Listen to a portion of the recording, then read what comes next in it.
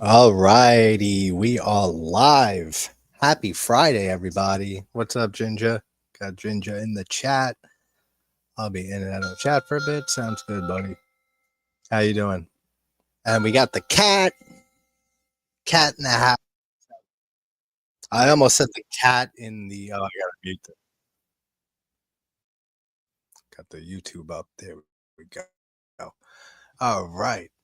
Good seeing the cat again. We just did a great episode of the Midnight Society last week with Monty G, the Horror Miser, and Double Feature podcast with the twins.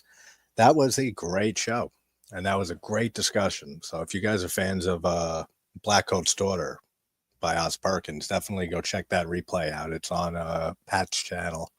Pat, if you want to drop your channel link in here, go ahead and drop it, or the link right to that to the episode. A lot of fun talking that movie. What's up, Ant? Yeah, how you doing, man? I know with that whole tragedy. I'm so sorry. You said goodbye to it. You had the funeral, everything.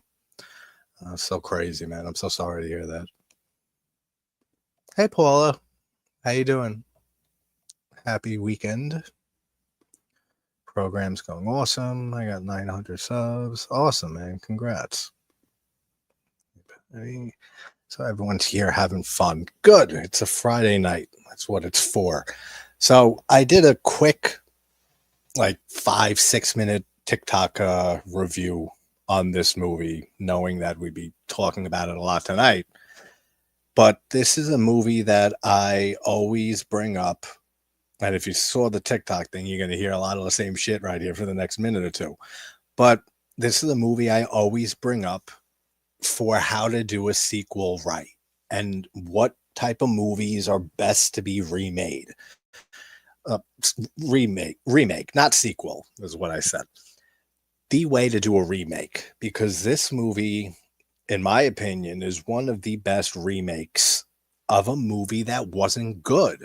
And those are the films that we should be remaking, not all these classics that we love. And even when a few of them end up getting a good movie for a remake or a legacy sequel or a prequel, like The Omen, the first Omen, nobody thought that was going to be good. I thought that was a great prequel, but that's very, very rare. A lot of the times, 90% of the times, I'd say, we get a legacy sequel or a remake today, and it's either hated by most people or it just doesn't add anything, has no reason to exist. So we should be taking bad movies that didn't perform well or weren't able to execute the premise or execute their ideas fully because of lack of technology or effects work or whatever the case may be. And Joe Dante's Piranha is a perfect example of that. It's a boring movie. There's not much going on, and they weren't able to really properly convey a killer piranha film in the late 70s. I remember last time I saw that movie was who knows how long ago. But there's little shots of piranha like in the water and some blood. Like that's it. That's all you get in Joe Dante's version and original film. This movie, you have Alexandre Aja. I always have no idea how to say his name. He comes in, he's directed a lot of great movies, High Tension or Switchblade Romance, um, Mirrors, the Hills Have Eyes remake. He produced the Maniac remake from 2012. Crawl. He's done so many good things. I mean, Alexander Aya has not really made a bad film. So he comes in and puts together this great cast that we have in this film. We have Elisabeth Shue, who I think this was a little over 10 years ago, but she was looking gorgeous when this came out. She aged beautifully. Shut up, phone. Gotta mute this. She aged really well. Then we have Steve. It is Stephen McQueen.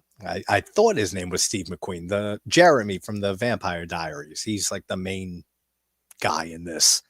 And then we have Ving Rhames. We have Christopher Lloyd. It goes on and on with the cast in here. The model and stripper, I forget her name. I always do. If Mike was here, he would know that. Ving Rhames. There's so many people. Cameos from Eli Roth when he gets the boat propeller hits him. Frank Calhoun, who did the remake of Maniac, he directed that.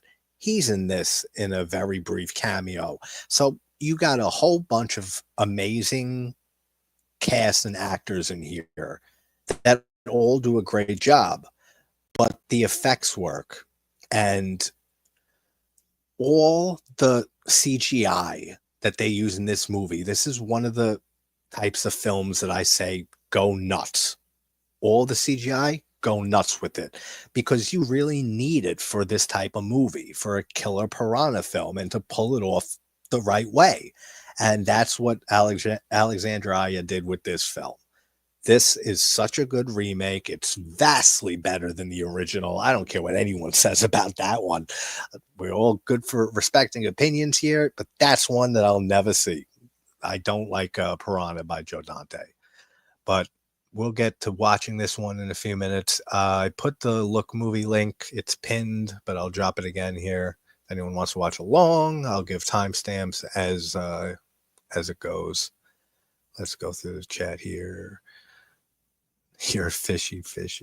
I didn't even see that from earlier. Here's the episode link for the Midnight Society. Awesome. So there's that if you guys want to check out and hear the Black Coat's daughter being discussed in nice detail. Up to 2014. Man, you're getting there. You just got what, 10, 11 years to go. So the horror miser, the Wonder Twins, the Gnat and the Cat walked into a school. Yeah, exactly. We got to do another one of those with the same group. I think that we all did well together. Everyone's saying hi to each other. Cats and bats could be used as fish bait. Yeah, I know. I wouldn't want to be involved with any of the piranha in this movie. Thank you, Anthony. Hey, Rob. How you doing, man? We're just about to start this. I just posted the Look movie link. I'm going to give it a minute or two, and then I'll hit play. And then if anyone wants to get a timestamp and watch as we go along, feel free to let me know. But what was your guys' first time seeing this movie, and how do you feel about Joe Dante's original? Pat, how do you feel about Joe Dante's Piranha? I could see you liking that movie, actually. It's not any critique on your taste or anything like that. I could see you liking that more than I do. I just don't think it was well made. And for the idea that they were going for. Osgood has a new film. Yeah, he's been on a roll lately. I mean, I was surprised to hear of him doing The Monkey so soon after Longlegs.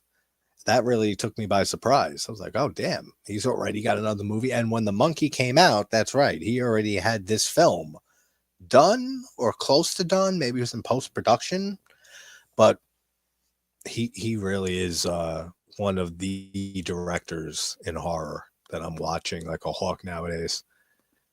Just got a Hulk Hogan VH. Yeah, that's right. Rest in peace to Hulk Hogan and to Ozzy Osbourne. Unbelievable, the people that we've been losing. This has not been a good year for losing celebrities, actors, directors, all of that. But Hulk Hogan, and then Ozzy really hit me because I grew up listening to Black Sabbath and Ozzy.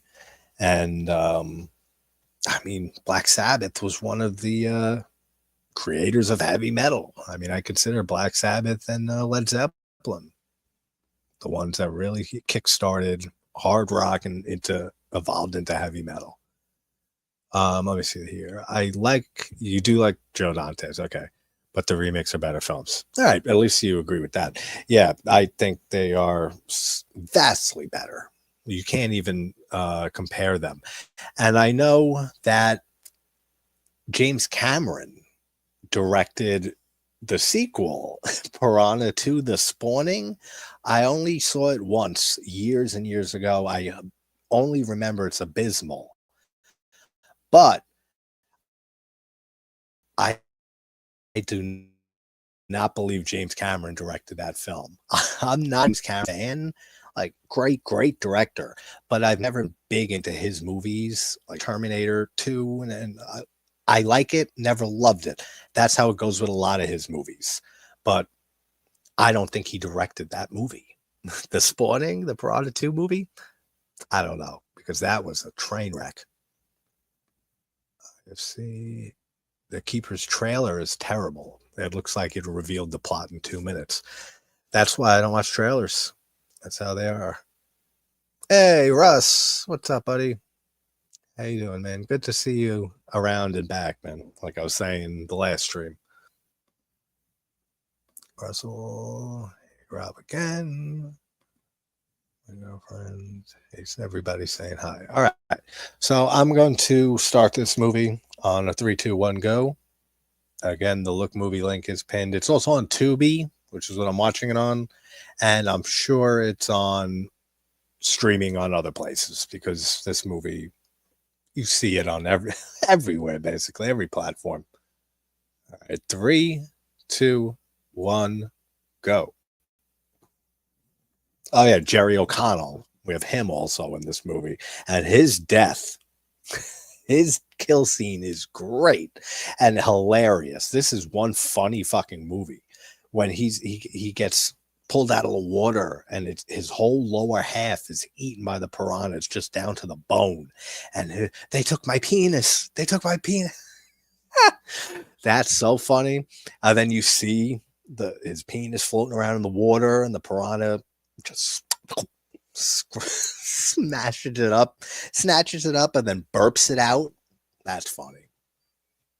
Piranha 3 Double D has some good effects in it too. That's another fun one. Although I don't think it's anywhere close to as good as this film.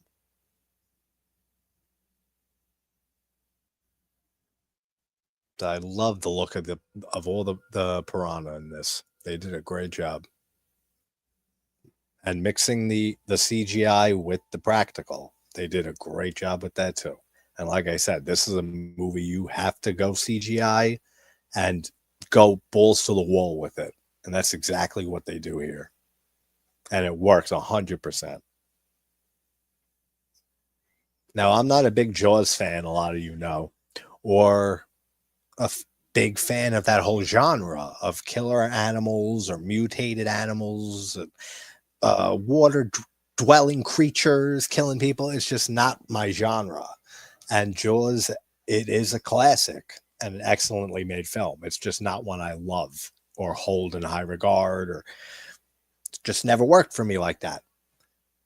We have Richard Dreyfuss in the opening of this movie singing the song from Jaws that they're singing. I'm tired and I want to go to bed, which is a great scene. I mean, classic scene. So he's there singing that and he catches something.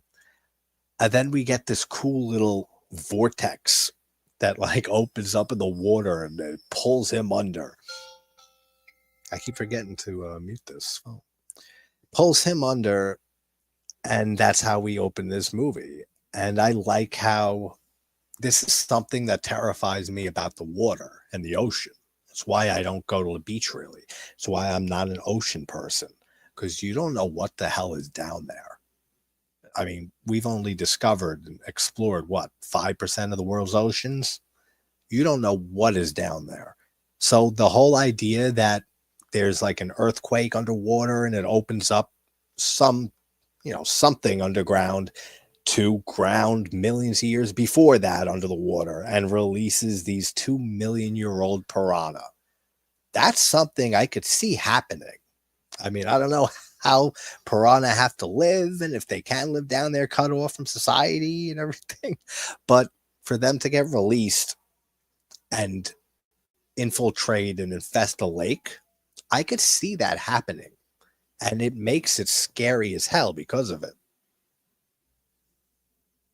And I do like the whole little, whatever, the typhoon effect here with the boat spinning around with Richard Dreyfuss. It is CGI heavy, but it's fine for this movie.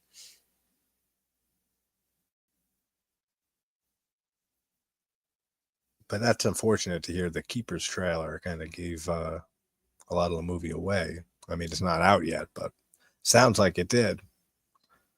I have the DVD, even though live stream. No, that's cool, man. Just good to have you here, Russ. It's been a while. A mutated gnat would be awesome. We need a killer gnat movie. I know we have mosquito, and I think I brought this up when when you and me were on some stream trying to figure out for you, me, and Al to pick movies related to our nicknames. So you have a killer cat movie, a killer bat movies. It's like the easiest thing ever, a gift to give Al for him to pick a bat movie. Even and if you extend that to vampires, that a bat they can turn into bats and he can use any vampire, then he has whatever. Gnats, there's not a lot out there, but I think I remember mentioning mosquito from the early 90s. That's like the closest I could think of. Watched the remake of The Crazies for the first time and kind of liked it with the effects.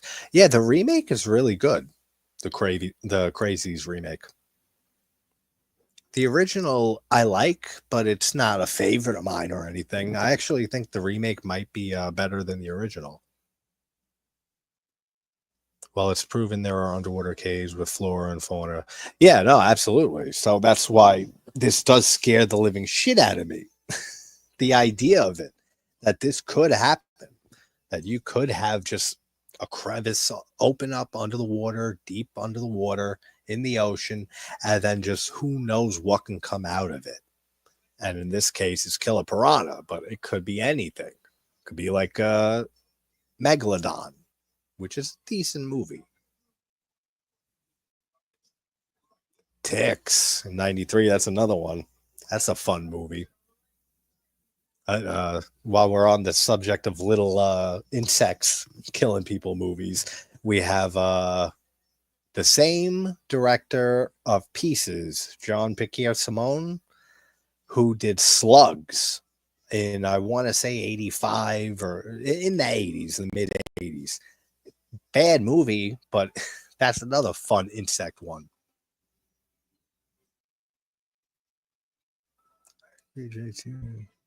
Love Ticks. Yeah, that's right. Clint Howard's in it. Clint Howard's great. I tried reaching out to him a while back, 2 years ago. I sent him a message on Instagram and he saw the message, but he never answered back. I should try hitting him back up, especially now that I've had on Charles Band, the Richard Band, Brian Usna and stuff, people that he's friendly with and has worked with. Maybe a better chance of him wanting to come on. That'd be cool to have him on. Because he's done a lot of fun movies. Silent Night, Deadly Night, the sequel, which one? For Brian Usna's movie. I mean, he's done a lot of stuff with Brian Usna. The Ice Cream Man was another one he's in. If it was to happen, I bet it would be Australia. All the animals here, they want to fucking kill you. That's so funny because I was just watching, and you were too, when you posted it in the group on Instagram with the Y-Files episode. And it was all with the cryptids on in Australia. I was thinking of you during that because I'm saying, man, they really do want to kill fucking everybody who lives in Australia. All the animals you got there. Slugs. Yeah, the effects are cool from what I remember. It's been a long time since I've seen that one. But I saw it because I love Pieces so much. And I saw that it was the same director. And it was a fun watch with some good effects. Here we have Jeremy from the Vampire Diaries. Like one of the most worthless characters on that show. I mean, it's Elena's brother. I mean, it's the main character's brother. He has some things throughout that series, that his plot lines that are all right, but you just get tired of looking at him after a while. I prefer Near Dark over Lost Boys, but I agree with that. I like Near Dark, and that's one that I haven't watched a lot either. And same with Lost Boys. It's not a movie that I love or like even. Like I haven't seen Lost Boys in 15 years. I remember the last time I saw it. It's good. I just never fell for it. You know, it never hit me like it hits a lot of other people because that movie's a classic. Actually, when I went last year to the HorrorCon in New Jersey, there was a Lost Boys reunion, and I didn't even go talk to any of them because I don't care for the movie. I should have though. I should have went and got them on a camera for a few minutes talking about the movie. Yeah, yowies and bunions. Need more Aussie cryptid flicks. Yeah, we definitely do. I want to see one on whatever the hell that one was. He was saying the yowie yow, something like that. Some weird Aboriginal phrase name for it. And it's like an inside out animal and like digests you, whatever the hell he was talking about. I'd be terrified if that thing existed in Australia. And I would love to see a movie on that creature. So we have Jerry O'Connell, who's filming kind of like a Girls Gone Wild because this is set in spring during spring break. He's this sleazy, cocaine addicted. I don't know if he's addicted to it, but he's doing cocaine like crazy during this trip. They take Jeremy. I keep forgetting to shut this, and I keep telling myself to shut it, and then I forget. He takes Jeremy's character here on his boat to shoot his video because, and we're just calling him Jeremy from the Vampire Diaries. He lives in this town, so he knows every single part of land, every part of the lake. So he ends up taking them out, and he has two siblings because his mom is the sheriff, Elisabeth Shue. She has to deal with this whole piranha situation on top of everything to do with spring break going on. So she ends up leaving the two younger kids with Jeremy, and then he ends up ditching them and going because he likes this girl. So I understand. He likes this girl. He ends up going with Jerry O'Connell because of this girl that he likes, and she's just on for the ride. She's not part of like the porn video, whatever that he's shooting. So we got Rusty. What's up, Rusty? How you doing, buddy? Been a bit. Good to see you. How you doing? Hope all has been well. Slugs is weird. Yes, it is. Glowsies is entertaining. I don't think I ever saw that. Glowsies? The fuck is that? What creature is that? Is that like the fireflies? Not fireflies, but you know the ones that what do they call it? The lightning bug. The lightning bugs. That's what we used to call them. That glow in the night during summer. I want a movie of killer lightning bugs going around killing people with their light power. Oh, that's right. He walks in on, and it looks just like Jeremy's room from the Vampire Diaries. This kid has the same room as in the show that he's from. He he gets walked in on while he's jerking off from his mom, from Elisabeth Shue. Then she leaves, and then she comes back in, and he already turned his computer back on, and he starts to get ready to jerk off again. She comes back in, and he has to, oh, come on, mom, and flips at him. That's funny. There's a lot of funny stuff in this. I didn't mind the change in tone for the remake. Love the seriousness of the original and the goofiness of the remake. I will get to that in 2 seconds. What's up, Petrol? How you doing? Happy weekend. All right, back to this.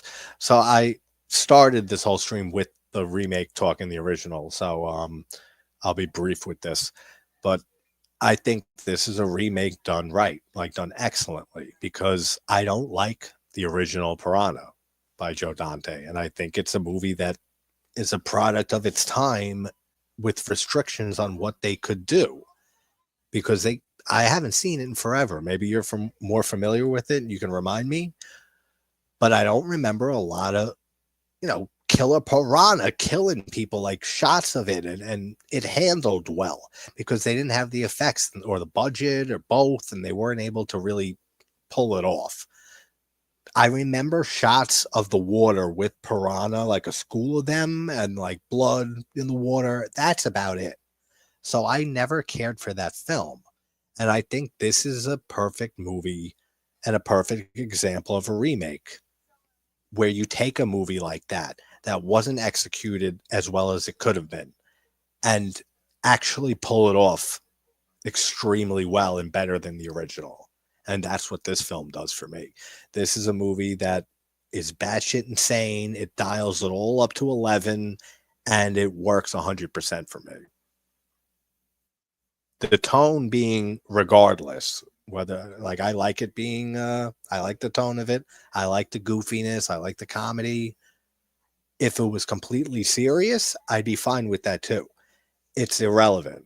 It's the effects work and the way that the whole premise is handled and executed is what I love about this remake. All right, this is when they go around, looking around the lake. We got Ving Rhames. This is when they find the body of Richard Dreyfuss, right? And man, Elisabeth Shue, she is so sexy. I don't know how old she was in this movie, but she really did age exquisitely.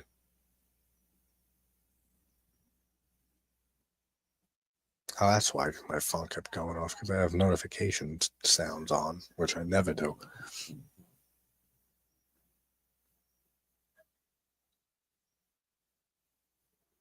Anyone see the 95 TV version of Piranha, the made for TV film? That one I don't think I ever saw. Actually, that's one thing I know about you, Rusty. I know you're picky with your horror comedies. So that does make sense to me.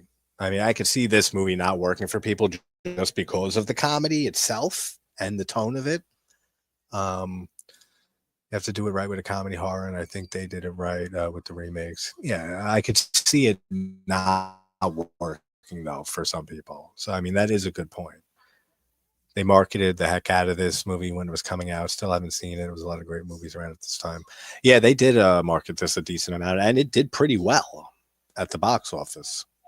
If you want to watch along, we're only like 15 minutes in. I dropped the Look Movie link. It's free on in the chat. If you decide to just let me know, I'll throw a timestamp your way. We're like 16 minutes in. But yeah, this movie did do all right at the box office. The sequel, I think, was just direct to video, right? That wasn't that didn't get a box office theater release that I know of. Pretty positive it went right to video. Let me see. And what did this do at the box office? It was a $24 million budget for this movie. And it made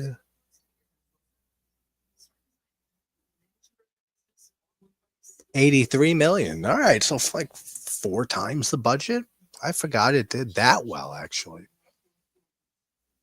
But the sequel, 3 Double D, was only 2 years later, and that was it was released in theaters. Okay, not well though. $7.5 million budget. It made $1 million. Box office 8.5. So that's why we never got a Piranha 3 Triple D or anything like that. I think Fred Olin Ray did those films for Sci-Fi Channel. Um, oh, the 95 Piranha. Yeah, I've never seen that one. Good old sci-fi Manhunter series. Yeah, yeah. The sequel's a lot of fun. It's nowhere near as good as this movie, but the effects are great. Just like this, the piranha that we see, the setting of the water park, that's also a cool setting, and it makes sense after having a lake on spring break in the first movie. Set it in a water park. Brilliant idea for that. I love the setting. It's just I don't know if the cast is good in Three Double D also, and you have David Hasselhoff. You have a lot of cameos in that movie also. Something about this movie though is just it's the writing. That's what it is. This movie's written so much better than Three Double D.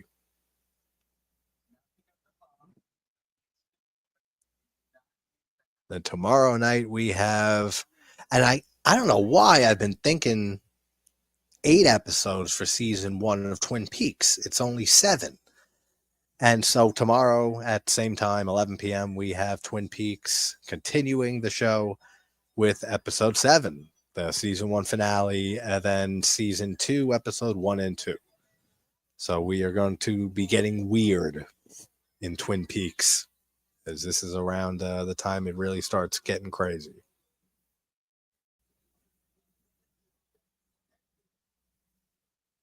And Adam Scott we have in this. That's right.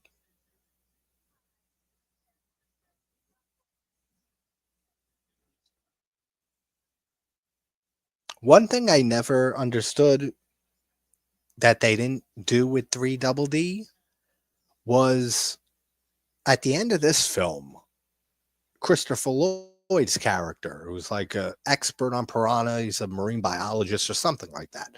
He ends up saying that they realize that those are the babies, all these piranha. Then the movie ends with Adam Scott getting decapitated, his head getting eaten by a giant piranha, and those are supposed to be the regular sized ones. And everything they've dealt with this in this movie are the small babies. But then we never see that again in the sequel to this. They're all the same size piranha. I don't know why they didn't do more with that and go in that direction with the bigger piranha. I don't know. Missed opportunity, in my opinion. The only thing I can think of is because it was set in the water park and they had to have them get in there, which was through like some illegally made and constructed pipe or something like that, pipeline that the dickhead stepfather owns the water park. He had it constructed illegally to, and that's how the piranha gets in from the lake. So maybe that's the only reason, because they had to be small enough to get in there and they had to be able to fit the setting. But I wish we got big killer piranha.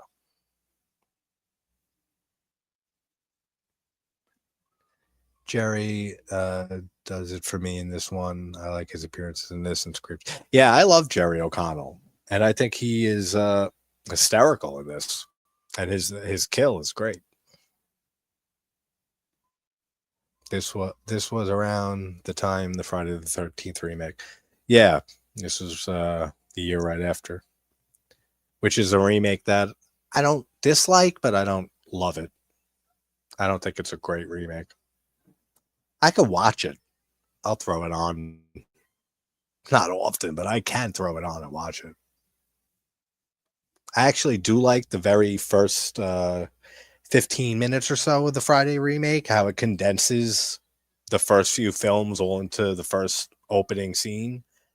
And we see Jason, we see Pamela, we see Jason with the bag, then we see him get his hockey mask. Like that whole opening sequence was done very well.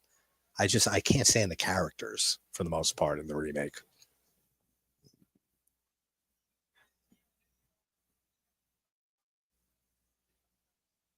Man, StreamYard's really starting to rape the shit out of you with the free version. Now you can't even play video without upgrading, and you have to upgrade, and it's $44.99 a month now instead of $20. Get the fuck out of here! Are you kidding me? At least I'm surprised they haven't limited the hours per month. You're allowed 20 hours to stream a month on the free plan here. I'm surprised they haven't cut that in half to 10. So you get unlimited with the upgraded version. Because now I can't even play my intro video for the streams. I ain't paying fucking $45 a month for StreamYard. Get out of here. Yeah, I never make it to the end of the remake. That was one of the best Jasons, though. Derrick Mears does a great job. It is Derrick Mears, right? Or am I thinking of Freddy versus Jason? No, it's Derrick Mears. I'm pretty sure. I always confuse them. Let's see. You'll probably know before I look it up. Pretty sure it is him. Yeah, Derrick Mears. I don't know why I second guess myself with that. He does really, really good. And actually, he's somebody I should reach out to get him on the channel for an interview. I've had a few Jasons already. I've had CJ Graham from Part 6, Ari Lehman, the first Jason. I love the guy, but man, he milks that 5 seconds for his whole life of being in this franchise, in the Friday franchise. But he's a great dude. And then Kane Hodder, I had a brief little few minute interview with at a convention. I was able to sit down with him. He was shit faced. He was so drunk during that convention and during that interview and everything. And then I had Tom McLaughlin on, who directed Part 6. I had Lauren Marie Taylor, Vicky from Part 2. I've had a lot of Friday people on, actually. I should reach out to Derrick Mears. Oh yeah, I heard that about StreamYard. A shame. It's really fucked up. I mean, I used to be fine with. I still never paid the $20 fee any month unless I needed the extra hours. Like if I had interviews and other watch parties and stuff scheduled, and I knew I was going to need more than 20 hours, then I'd upgrade and let it run for a month or two. But that's $20 a month for $45 a month. Get out of here. There's no way. Just for, and what's the benefit? For some reason, it's only me on screen now, but when there's multiple people, there's usually just the StreamYard background, not a custom background. I paid for the upgraded version months back for 1 month, or got a free month or something like that. And I uploaded my background. And then when that month ran out, it never took the background away. And it just kept it there. So that's cool. But now you can't play even a video. I don't think so, right? Yeah, no. So only comes with the free plan comes with an example video. If you want to play any other ones, upgrade. But $44. Great review of Pie Whacker. Great review of Ghost Stories. Check those out if you are fans of those movies. Which Ghost Stories, Pat? There's been a few movies called Ghost Stories.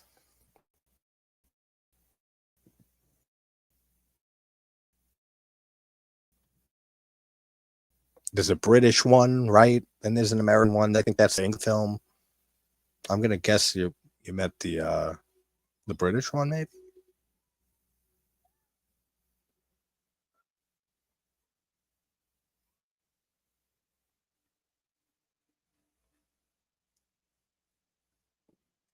All right, what is Jeremy's real name? Oh, this is the great scene with the two naked chicks when they're swimming. They go under the water, and then that classical music starts playing. They're swimming all artsy like under the water, naked. So funny, this movie. Yeah, this thing.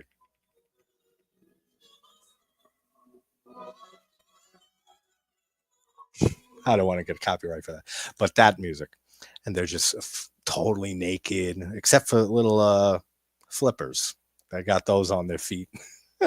Besides, and they're just swimming together, holding each other naked, swimming in the water. It gets built up so much. Yeah, guys, definitely check out go to Rusty's channel and subscribe if you're not, and check out those reviews. The IFC Midnight one, the British one. Okay, cool. That's another one I don't think I've seen in forever. I actually know that one, the British one. I never saw. I never saw that movie. I saw the some American one that's called Ghost Stories. It did do the usual nudity. Yes, it did. It did it very well in this. This guy saying I would only fuck fish.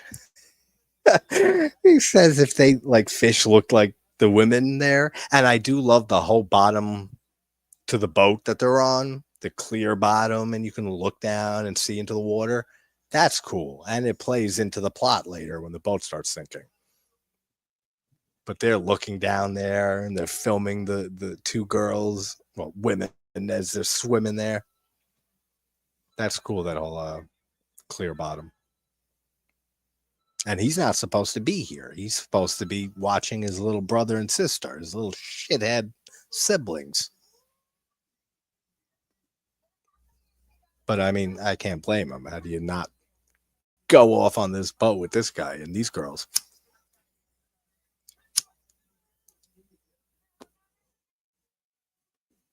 And he gets the phone call from his mom as they're still showing the girls naked swimming under the water, and he's getting distracted.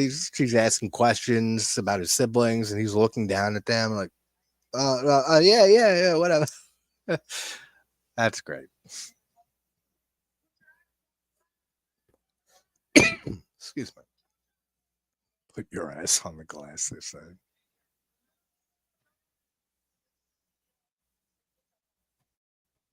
Then she hears the sounds, and typical parent. Oh, I hear something like that. Oh no, it's just the kids. They're on the lake. Oh, all right. You better not do anything wrong. Believes him for some reason. Oh, what is that he sees?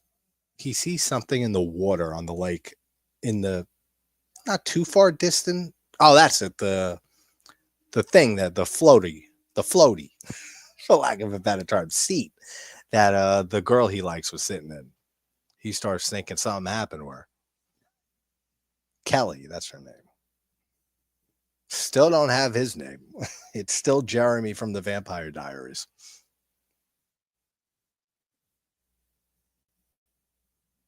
Yeah, I was saying this movie has a great cast and great cameos. It has Richard Dreyfuss in the beginning with his homage to Jaws. Eli Roth gets his head smashed in with the boat. Frank Calhoun, who directed the Maniac remake, is in this briefly. I think he plays like one of the officers or something like that are during the massacre, on the lake during spring break, the party, something like that. He plays a role there. Then there's another one or two people who have cameos in this that I can't think of. Fish food. Fish food is a great ice cream flavor. Anyone ever try fish food? But like the band Fish, Phish, has the little chocolate fishes and it like vanilla and chocolate swirled ice cream. Oh, it's fucking delicious. Fish food. Fuck fish food. It's food for anybody. So these little shithead kids end up not listening as usual. And they go and get stuck on this island. And then they end up seeing the kids on this island from a distance. And of course, Jeremy from the Vampire Diaries. Oh, it's my brother and sister. We got to go help them. Jerry O'Connell's got blow all over his nose. He's saying, no, I got to film, my video here, and we got limited time. He's so funny. That's all he cares about in this movie is his tits, making his videos, and cocaine. Like, that's all he cares about. And his penis, because it gets lost and torn away later on. Mermaids are real. Yeah, that's what they look like in that shot. And I think they even might mention them like as mermaids. They look like naked mermaids just swimming around. And they got the little flippers on. They just don't have scales.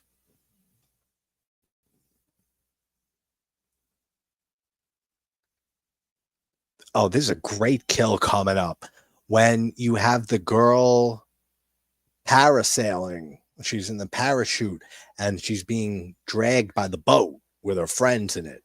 And she's going lower and dipping into the water, coming up a bit, dipping down again. And then the piranha devour her whole lower body, and then she gets pulled up out of the water for the final time, and she's hanging from in the parachute in the air flying with just her upper half and her whole legs and bottom parts missing. That's a great effect, and that's a great kill.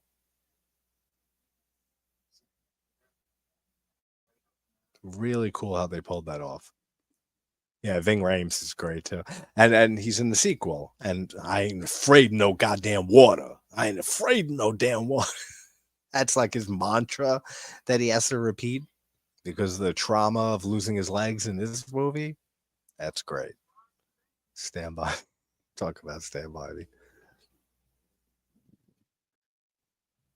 That's a film that's so good and so heartwarming. And just the story in general, the body. I have the on those three bookshelves are all Stephen King, but I have the book that has the four stories, and it was it four seasons, which is the body, which is what was adapted into Stand By Me, the Shawshank Redemption, which was Rita Hayworth in the Shawshank Redemption, I think the name of the novella. And what were the other two stories in that? If anyone knows, let me know. I mean, I'm not going up with those 5 feet to go grab the book to see. Plus, I'm not sure where it is. It would be in order of his release of Stephen King book releases. Because I'm so OCD with that stuff. It's all got to be in order. So the first book is Carrie, Salem's Lot, The Shining, and it just goes on like that.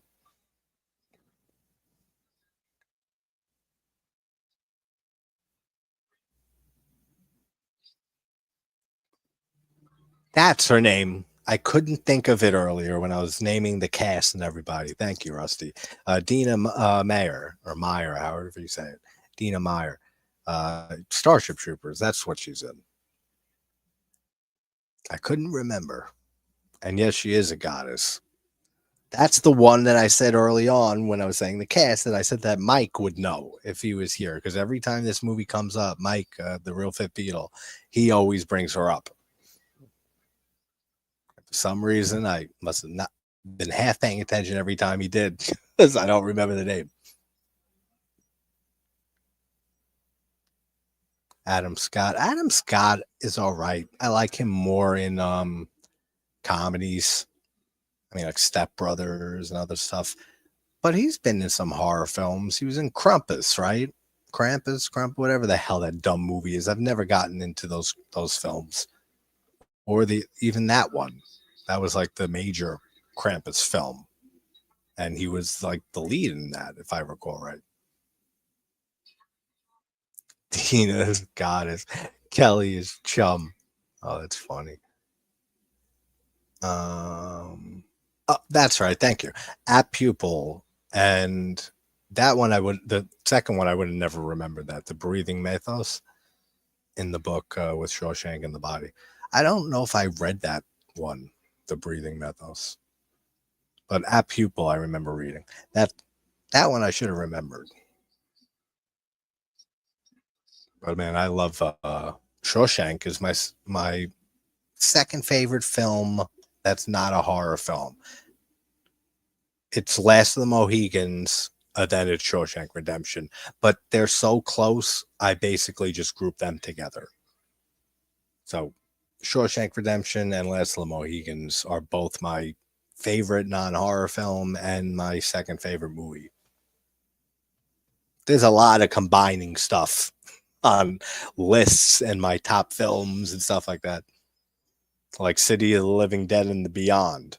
You could almost throw in House by the Cemetery and make the whole Gates of Hell trilogy my number 10 movie ever made, but I can't pick between the Beyond and City, so they're just tied.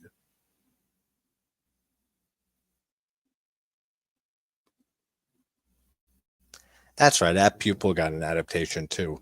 I remember seeing it. I don't remember anything about it, how I liked it. I don't really remember the story either. But Shawshank, yeah, is just a phenomenal movie. That is a perfect film in every way. That's a movie I got to do a deep dive on because I've ventured outside of horror here and there. I've done Last of the Mohicans, so why not do the Shawshank Redemption? The Raft is the short story I wish someone would right from Creep Show 2. Yeah, I would love to see a full adaptation of The Raft. That's one of my favorite anthology stories. And Creep Show 2 is so close for me behind the original Creep Show. It's so close. In some ways, I do prefer certain things of Creep Show 2 to the original.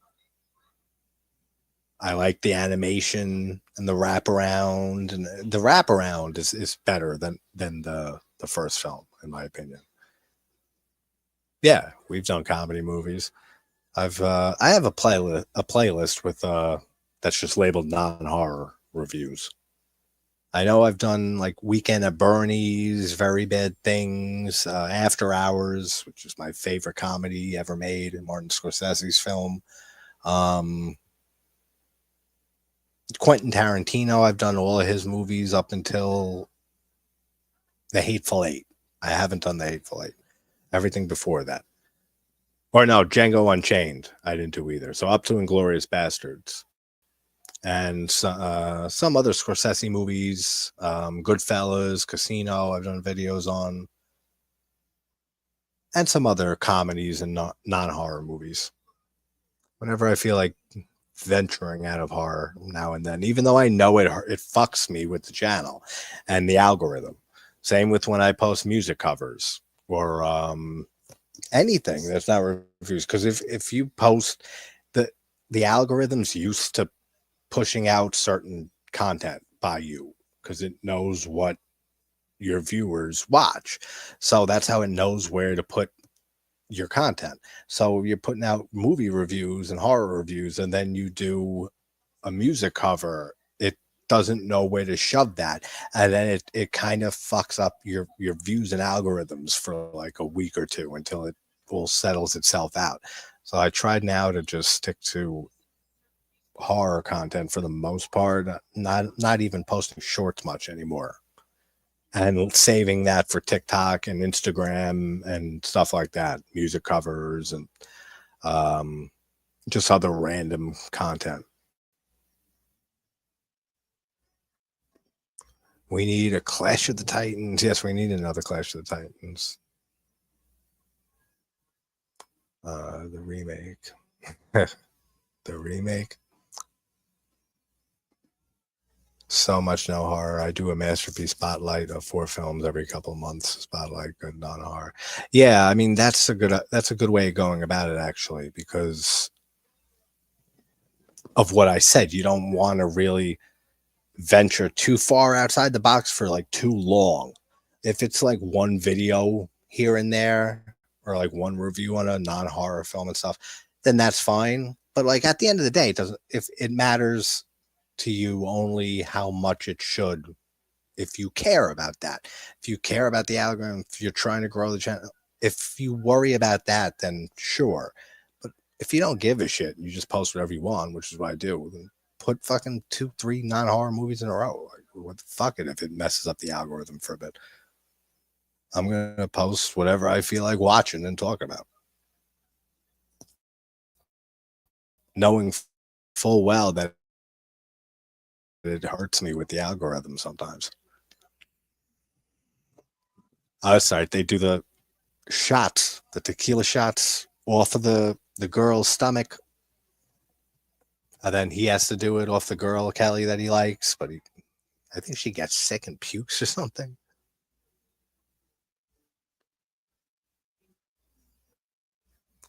Yeah, he's been here a bit. Well, Ginger's been in and out. I know that.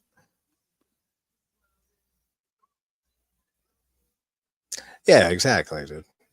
And that's basically how I've always. That's why I enjoy your channel, enjoy you as a person, and talking horror with you, because you just do it for just like most of us, the passion of it, and it's easy to tell. You could tell the people who I don't care who they are. I'm not mentioning anyone in general. I mean, like specifically, but in general, you can tell the people who just are trying to grow for money reasons, and that's fine. If you can do that, I mean, I've been monetized for a year. I have memberships and all that. I never bring it up. I never mention super chats. I never mention anything like that because it's not what I do this for. But if you can turn it into a way to make money doing something you love, I'm all for that too.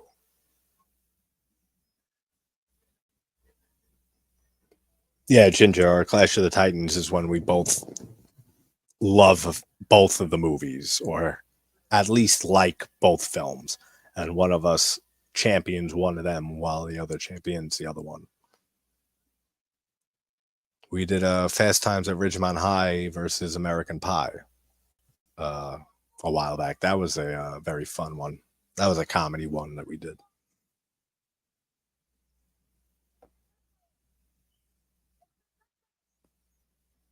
Here he is. Here's Christopher Lloyd, his crazy ass self.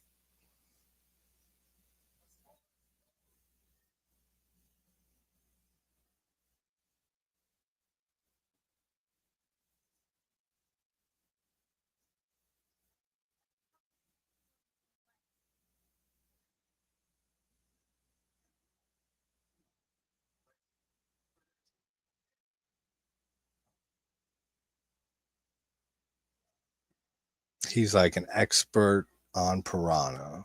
I think he's, I don't know if they say specifically. I'm going to assume he's a marine biologist. It makes sense.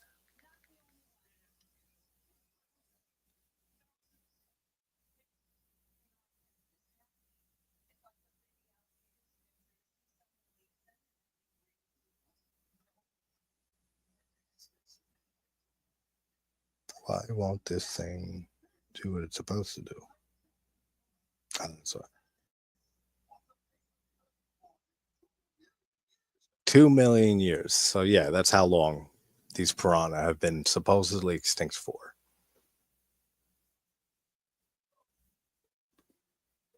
Yeah, I'd be on that Fast Time side because me and my American Pie don't get along. But Fast Time's the masterpiece of the '80s. Yeah, we love both movies. I took American Pie just because I grew up with that movie.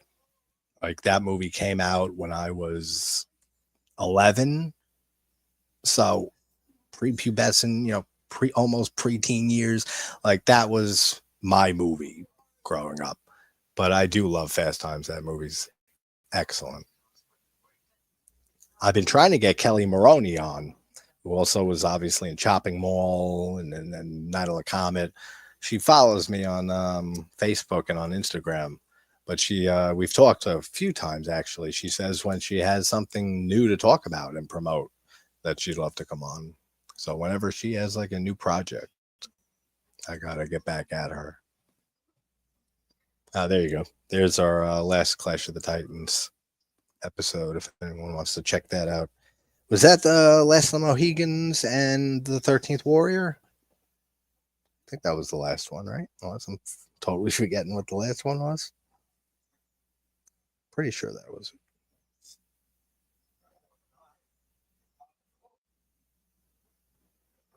it. Yeah, that was the last one.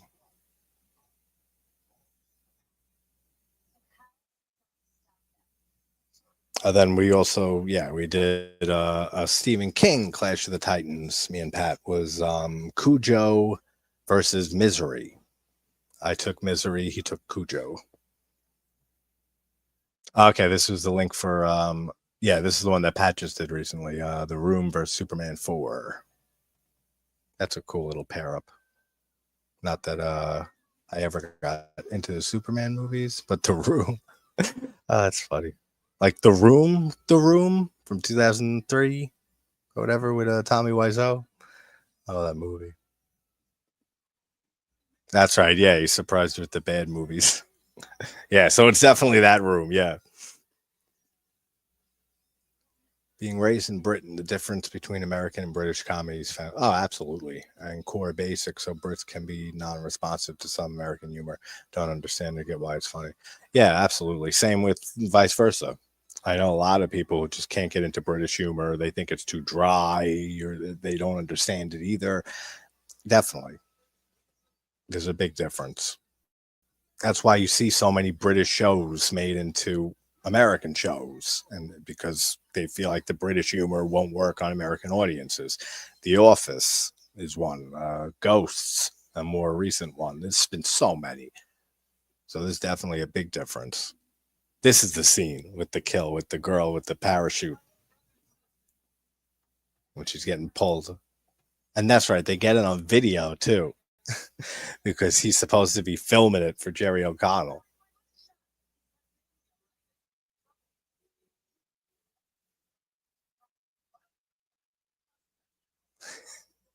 My flying tatas is what Jerry O'Connell refers to them as, his flying tatas.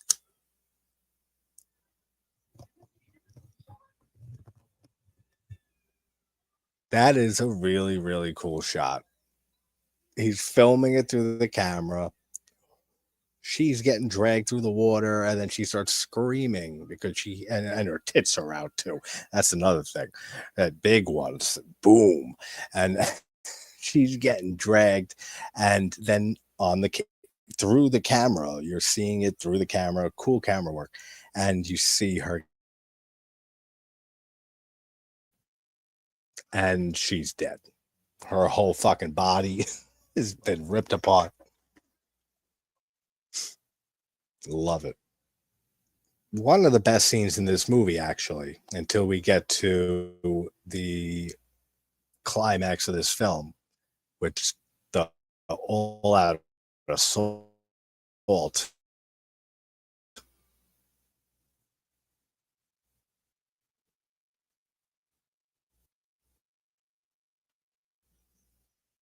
People ask me to explain. I simply say Brits make fun of themselves, Americans make fun of. That's actually a good way of putting it. I never thought of it like that, but that is a good way of putting it. I guess I have a lot of British humor and stuff, because a lot of my humor in videos is self-deprecating, making fun of myself humor like that. So maybe I got some British in there. That's right. Half of her leg, she has one leg completely missing. Then the other one is a little bit longer before it was eaten off by the piranha. That's so cool. And now spring break, they all dancing naked and everything on this lake. There's Eli Roth. He's like the DJ, right? Wasn't he just DJing? It looked like he was. Oh no, he's not. He's spraying he's spraying the wet t-shirts. Well, they're not wet until he sprays them. The t-shirts on the girls, he's spraying them with big ass water guns. He's so funny. I'd love to talk with Eli Roth, but he seems like kind of a dick.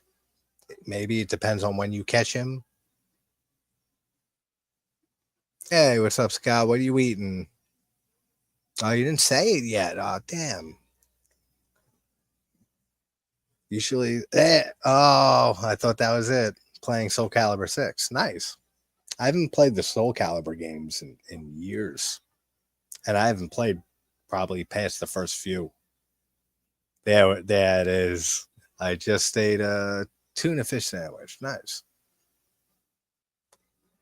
Yeah, I don't know what it is, Rusty, with him, because I've tried reaching out to Eli on Instagram a few times for the last 2 years to get him on for an interview. He's responded to like a comment here and there that I've left on a post of his or liked it, but then never checks the message and never gets back or anything. I ever tried going through his company or his manager or something. Maybe I'll do that. But again, I don't know how. He seems like he'd be a very fun person to talk to because of his vast knowledge of film and how passionate he is about horror and movies in general, and almost like Tarantino level, like knowledge and encyclopedic, just just brains on film. So I'd like talking with him. I just don't know what his personality. He seems like he can just be a dick sometimes. So, like, yeah, like he's full of himself, like his ego. That's the one thing. Joe Lynch. Actually, yeah, I want to talk with Joe Lynch. I should get him on. I think I messaged him or I talked with him maybe briefly. Yeah, I talked with him, and he said to get back to him at some point, and then I never did, or he didn't answer, and I just forgot about it. I got to hit him back up. Yeah, that's what how he always has come across to me. It's just he has that ego, but more in like that frat party dickhead kind of way than like the ego that Quentin Tarantino obviously has. But I think Tarantino's ego is more driven by he's just always been a film fucking fanatic and just like a film nerd. So like he just a lot of it comes off as ego because it is, but it also comes across as ego because he does know what he's talking about 99% of the time. Like you listen to Quentin Tarantino talking about movies, the guy knows his shit. So yeah, he's gonna come across as a pretentious know-it-all.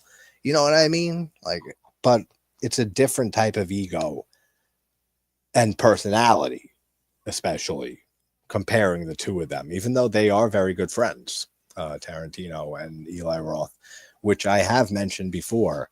There is an excellent video. It's audio only on YouTube. It's 4 hours long, and it's 4 hours of Eli Roth and Quentin Tarantino just bullshitting and talking about horror films. That is such a great listen. If you have like a night that you just lay and hang out, you got something in the background, throw that on because it is a great, great conversation between two just fanatics of horror.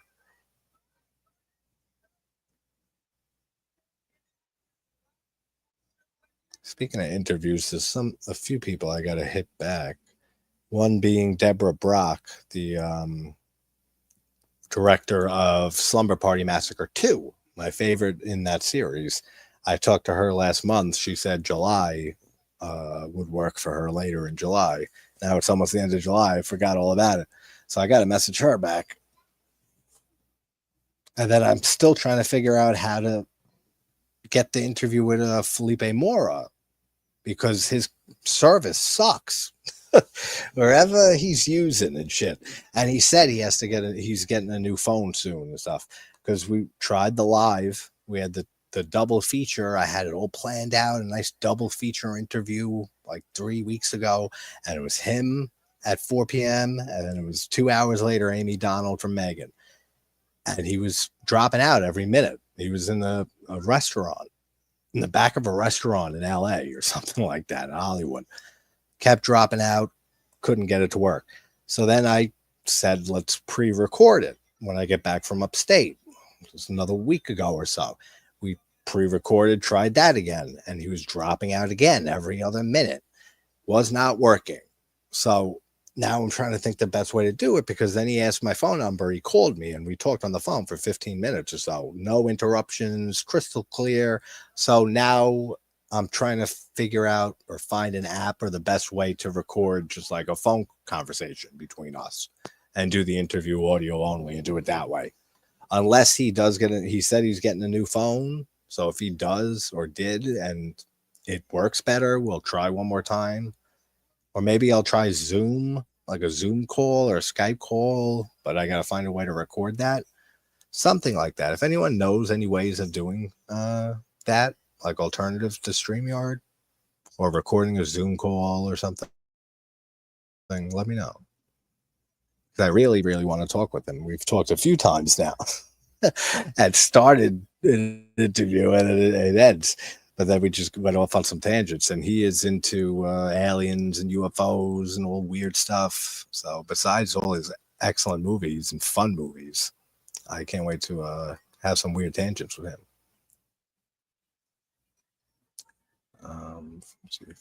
Let me see. Yeah, both are the same, but from two different places. Yeah, exactly. You can get Joe. What link is that, Pat? And I'm sure I can get Joe. Yeah, I got to reach back out to him on in my interviewing career, if that's what you want to call it. I could hang with and traverse Quentin's ego. Yeah, like that's the big difference. It's like I'm not sure how Eli Roth's ego would get to you after a bit, of talking with them. Quentin, I can have a lot more fun. I'm fading out, but this was fun. Yeah, I'm glad you hung out, man. We're almost we got a half hour left. Yeah, they got the whole lake is being attacked now. Everyone's in the water, they're in their floats, they're on top of the stage crashes into the water, tips over. The piranha are eating everything everywhere. And just the chaos. The shots in the lake with everyone just swimming and bleeding, and the whole water turns red. It's just red blood spots all over the lake. What a great sequence. And this is what I mean. This is what the original Piranha needed and couldn't fucking do at the time. And that's why go nuts with the CGI if you need to, because you need to make this happen, to make these type of shots and these scenes.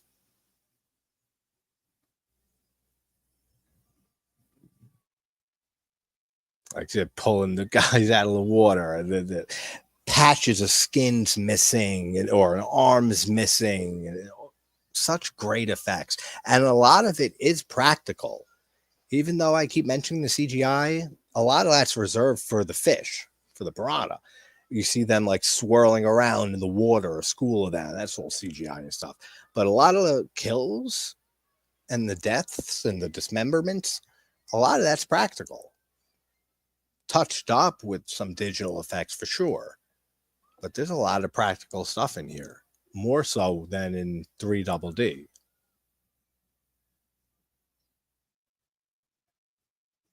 They're all looking, they're saying, oh my God, this stage is tipping over in the lake, but it's so shallow, the water, that they make it almost look like the Titanic. Like the Titanic is starting to tilt when it breaks in the middle and it starts sucking down. That's what they make it look like, but it's so shallow, the water, and people are jumping from the top of it. That's funny as hell. Oh, that's cool. When the girl's body gets cut in half this way, like right through her breast, then the top half falls down into the water. That's a cool looking effect too. And then we get Eli Roth's soon when the boat like hits him and like smashes his head against something. I think that's what happens to him. Then you got Adam Scott on a jet ski trying to fucking swim around trying to find the survivors. Big difference between a 24 mil and a 7 mil budget in the special effects department. Yeah, absolutely. Absolutely. And just the technology and the advancements in effects work. Because, I mean, 78, right, was Piranha the first one? I said, from what I remember, it's just the shots of Piranha underwater and like them attacking, and like it looked like they used the same shots several times in different parts of the movie, and then like blood in the water spreading, and that's it. Here you got Piranha flying through the air, jumping out of the water, the schools of them, they're ripping things apart. Awesome. And this is the type of killer Piranha movie we needed.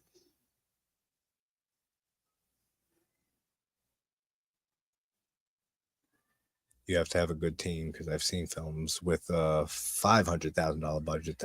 Oh yeah, it definitely depends on who you got doing the effects work. I mean, look at like a lot of the slashers from the 80s. Look at the Mutilator from 84. You have I always forget there's two of them. I always forget the other guy, but Mark Shostrom does the effects for that movie, and that's such a low budget film, but the effects work is phenomenal. So I mean, if you get a wizard of effects work or a team of them working together on a film, you can pull off some extravagant stuff for a very low budget.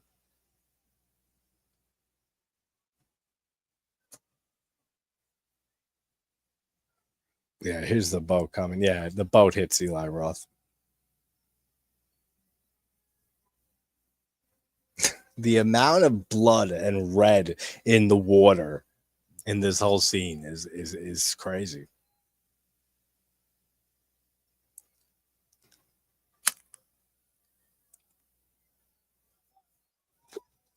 Oh, isn't this one? Yeah, the girl gets her hair stuck in the propeller blade.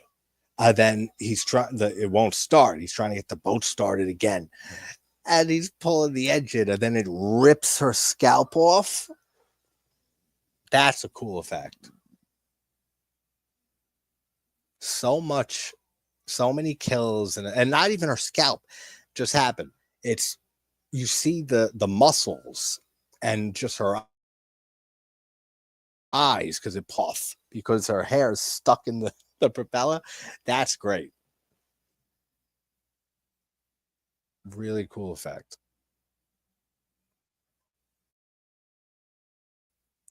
And then Jeremy and Jerry O'Connell and the whole porn crew. No, it's not a porn. It's like a Girls Gone Wild video they're shooting. End up picking up Jeremy's brother and sister off the island, and now they're having issues with the boat. They got to turn around, and then they fuck up. They crash, kind of, and the glass bottom gets broken, and then it starts sinking in a bit.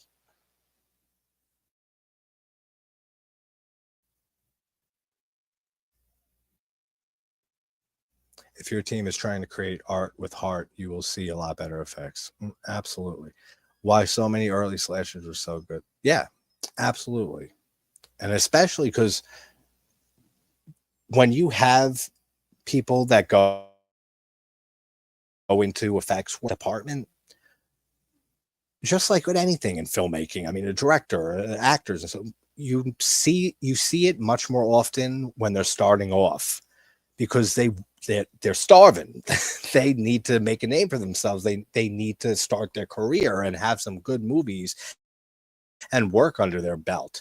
So a lot of those early slashers, you see effects work done by people in their very early careers. So they were really putting their all into everything that they did. Even if the budget was small, they'd figure out some way to pull off something that they usually wouldn't be able to because they really had to. They had to prove themselves in the industry and get some like really good effects work under their belt. So it makes sense that a lot of those early 80s slashers, especially ones that had effects work like Mark Shostrom on The Mutilator and other ones, Tom Savini, of course, but ones who went on to do effects on much bigger productions that started with early slasher films. They had to prove themselves.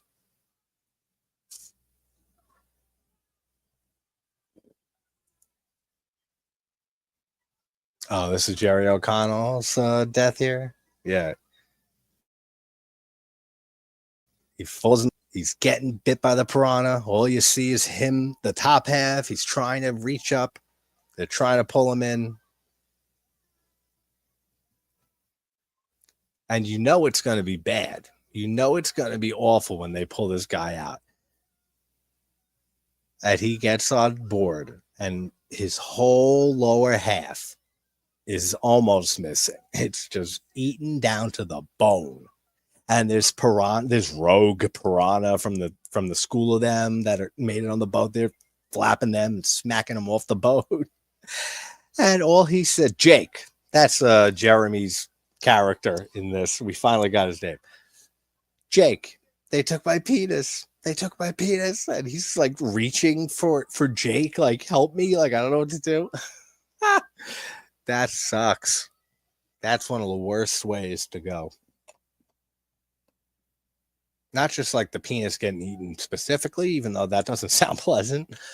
Everything just getting eaten by piranha, and your whole lower body is gone for the most part, including the penis, which adds to it, of course. Poor Jerry. Yeah, it had to be ugly because if you take out the star, it's got to be memorable, worth taking out. Absolutely. And just his whole character. He's such a dickhead character in this that you're not rooting for it, but like you said, they got to make that one the kill because of how much of a douche he's been throughout this movie. And then, yeah, you see his dick floating in the water, and then the two piranha end up fighting over it. And they're like, then one of them wins that fight, and then he burps it out, and it just floats. And I remember, because I saw this in theaters, they had the 3D, and the dick comes out like at you. It floats after he burps it, and it's floating around. That was one of the most fun 3D experiences I've had in the theater. Was Piranha 3D. I didn't see 3 Double D. That's why I didn't think it was released in theaters, which apparently it was though. That's a cool effect when the cops are trying to pull to this girl out of the water, and they're one's holding the legs, one's holding her upper part, and then she just rips in half when they're trying to recover her. That's great. So many cool effects. Ving Rhames, the leg that's eaten here. I think that might be Frank Calhoun, the one who directed the Maniac remake. Then you got Ving Rhames with the shotgun blasting piranha left and right. Jamie, how's it going, honey? How you feeling? Happy weekend. We're doing Twin Peaks tomorrow. If you're free, if you want to join, we're up to the finale of season 1, then episodes 8 and 9 after that, 1 and 2 of season 2. So we got the season 1 finale plus the first 2 of season 2 tomorrow night. But how you doing, Jamie? It's what everyone's waiting for. Take out basically. He might have not even felt that much of it at first because of all the blow that he was doing through this movie. I love Ving Rhames, first off, and then just his sacrifice here when he's in the water, and then he takes the propeller from the boat, and he starts going like this and just annihilating piranha left and right while his legs are getting eaten up. And then that's why we see him in the sequel, and he has prosthetic legs, like steel legs. I ain't afraid of no damn water. He's so funny. Ving Rhames is so underrated. I'm doing pretty good. I'll try and be here tomorrow night, but I have other plans. Yeah, let me know. I'm not starting till 11. So then it's 3 episodes, so it'll be a few hours to stream. Yeah, the weather's been really weird here. Been on and off. Like yesterday was hot. Today was pretty hot, but there's apparently a thunderstorm that's going on right now. I just heard thunder a little bit ago. Probably just because it's been so hot. Which sucks because whenever I record or I stream, I shut my air conditioner off because it gets picked up. So I'm just fucking hot right now.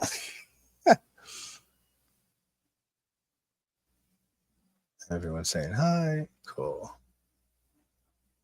Yeah, we're gonna have to do a 3 Double D watch along. Those are the type of watch alongs I like doing, like ones that either, and I said this recently in some stream, one in the ring.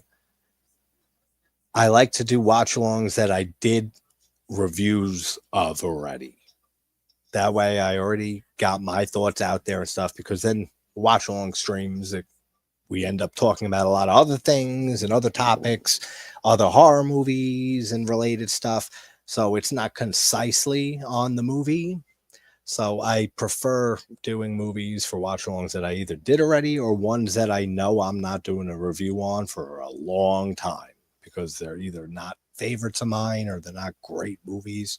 Like I Know What You Did Last Summer, or I Still Know What You Did Last Summer. That one, the sequel. We did that watch along a month or two ago because I ain't reviewing that movie. That's the only thing you're getting on that movie on this channel. So you could browse through that if you're a fan. I did do a video on the original. I Know What You Did Last Summer. And I did a TikTok review on it on the new one, which was dreadful.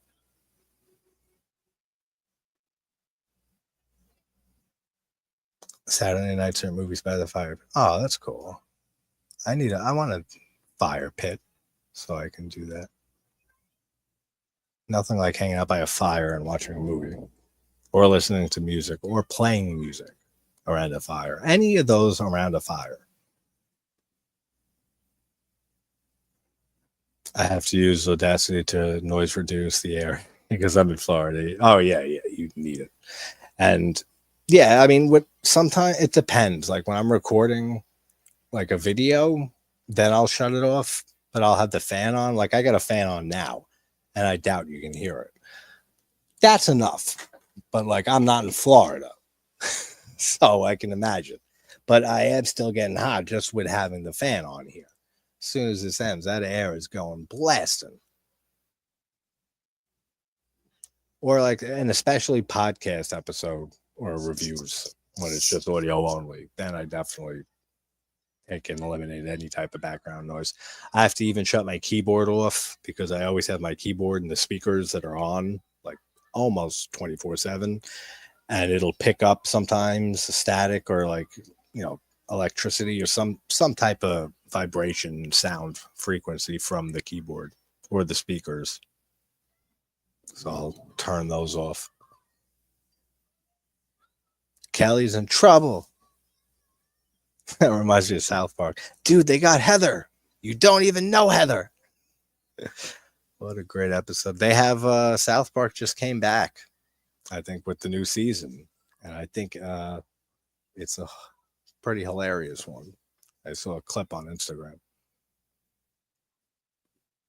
If I did lies, yeah, I'd be in trouble as I can't post process all the noise. Yeah. I mean, it's not that noticeable. I mean, all right, hold on, let's do a test. If I turn the air on right now, like on streams, it's not as noticeable as recording a video, for me at least. Like that's the air is on. Can you hear that? If not, it's staying on. Why the fuck's it off? Let's look into Audacity. I've used it here and there in the past. It's a great program for sure. That episode's freaking gold. Yeah. What, the new one? I have to. You saw it? I gotta see it. Or are you talking about the Heather one? The what I quoted. Don't even know Heather. That shit's so funny.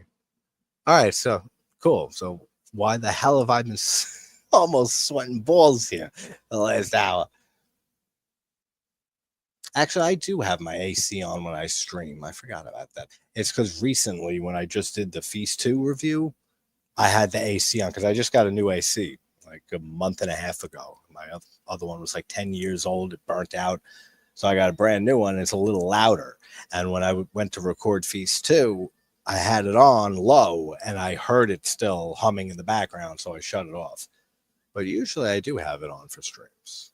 I didn't think it ever did cause an issue. So I've just been hot for no reason for the last hour and a half. Now this is kind of stupid, but whatever. It's the only way that they can get off this boat. The boat's sinking, and Elisabeth Shue shows up to rescue her kids, and well, everybody else on the boat, minus Jerry O'Connell, because he's has no penis and no life and no lower body and nothing left. And they tie like a cable from Adam Scott's boat, and then they all have to, shimmy their way upside down on it to get to the other boat. it's not the best idea. I mean, like I said, I can't think of many other ways for them to get off of that boat, but it strikes me as a little stupid. But what makes up for it is the fact that one of the girls ends up falling and or getting eaten by the piranha and falling into the water. That's cool. You have the kids that unfortunately nothing happens to them. They're fine. But if one of them fell in, that would have been cool. But we get a cool kid death at the end of Piranha 3 Double D with the little ginger moron when he wants to take a picture and he's in the water park. Oh, mom, it's fine. Like a little fucking brat takes the picture and then it jumps up and just snatches his head off his body. Oh, that's so funny. 3 Double D. Yeah, we got to do a watch along of that soon. Maybe I'll make that for next Friday to follow this up because I really wanted to do John Dies at the End. So maybe we'll do that the weekend after, the Friday after, because that's another one I did a video on a very long time ago. It's a movie that I love and it's so underrated. I mean, I don't know if you ask 10 people if they've seen John Dies at the End, 9 of them will say no, or even heard of it. And I read the novel years and years and years ago because I saw the film on. It might have been on IFC on demand. I don't know if it was IFC, but it was one of those like late night on demand channels that they had that movie on when it came out. And I saw it and then immediately read the novel. Loved the novel, loved the movie. So John Dies at the End might be a watch party coming up in 2 weeks. And yeah, we'll probably do Piranha 3 Double D next week. Hold on, I skipped over let me see. Yeah, the new South Park's up. Okay, cool. I gotta check that out. Mine's pretty new, but it still sounds like a jet plane, even on low. I live under a flight path. You've mentioned that to me before. That's gotta be annoying. The deep blue sea cross across the hallway roof beam. Yeah, I haven't seen that movie forever, but yeah, that's exactly the type of scene that this just was, with them climbing over the cable. You've seen John Dies at the End. I've seen John Dies at the End. Love it.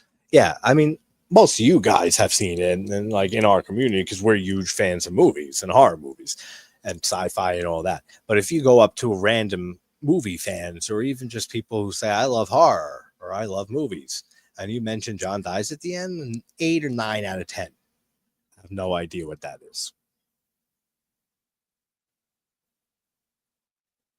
And it's a shame because that is such a great film.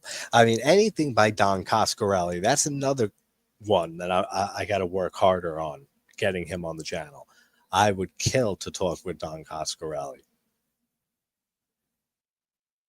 I got to message him again and see if I can get through to him. All the Phantasm movies, Bubba Hotep, then John Dies at the End is his, I think, most underrated film. And it is missing a decent amount of stuff because the novel's like big. Like, it's a long novel. I forget how many pages. It's not on my bookshelf here. It's somewhere. But it's a decently sized novel. But they had to adapt it in a way that they included most of it, but they excluded an entire part of the plot. And one of the more terrifying parts of the plot with shadow people and stuff like that from this realm, that's out of the movie completely. But it is in the novel, and it's one of the best parts of it. Then they made sequel books. This book is full of spiders is the title of the sequel.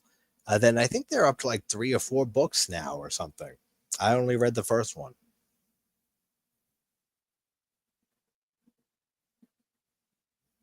Arrow's new box set, limited for Deep Blue Sea, was an amazing release. Oh, nice. They've released a box set. Ninja. Trying to cut John Dies down from the book is like trying. Yeah. So you've read the book too, Rusty? Yeah. So you know what I'm talking about. There's a lot of stuff, but they did a great job. I mean, Coscarelli did a really good job of taking the novel and leaving out everything that he did, still making it a very good adaptation of the book, which is very hard to do, especially that it's missing that whole shadow people thing, which is like, I think like 150 pages of the novel. So that's a lot of content, a lot of stuff. Do you see the Arrow announcements? Oh, they're announcing some new releases. In the Mouth of Madness, awesome. My third favorite John Carpenter film. The Sadness, wow, that's a movie I haven't seen in a long time. And Return of the Living Dead, which I'm not a big fan of, as a lot of you know. Nice selections in almost English. That's kind of cool, but stupid at the same time.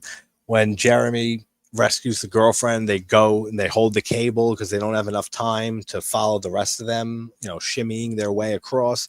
So they go under the glass bottom where it's broken, and he grabs Kelly, and then they get pulled by the boat out of there. It's all right. It's cool. Little dumb, still fun. Love this. And I got to rewatch that movie because, yeah, I haven't seen that in forever. I barely remember that, actually.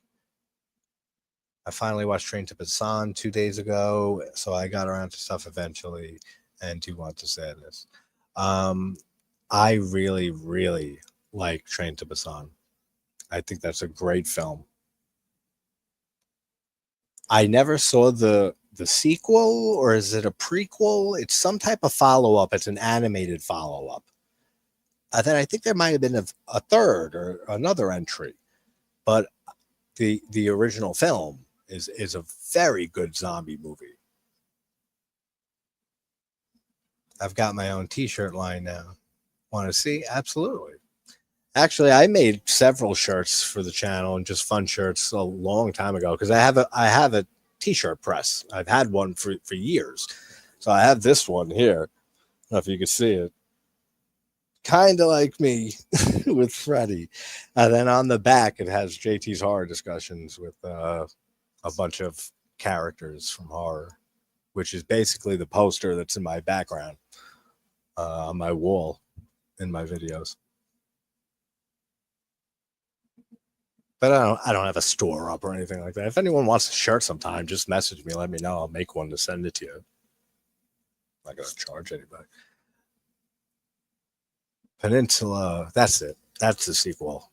The prequel is animated. Wait, so Peninsula is a sequel and it's not animated? It's live action? Because that I never saw. And I thought it was animated. The prequel is animated. Okay. So the prequel came first, like it was Train to Busan, then the prequel, and then now there was another one, the sequel, Peninsula. Because if so, that's the one I never heard of. Train to Busan is Cell Station, which is an animated prequel. Yeah, that's what it sounds like then. I never saw Peninsula. Oh, I saw that. I did see that shirt. I saw it in the theater. That's funny. Yeah, that's check that out, guys. Because Jamie is always says in streams that I saw it in the theater. Anytime a movie comes up, I saw that in the theater. Now she's got a shirt. That's cool.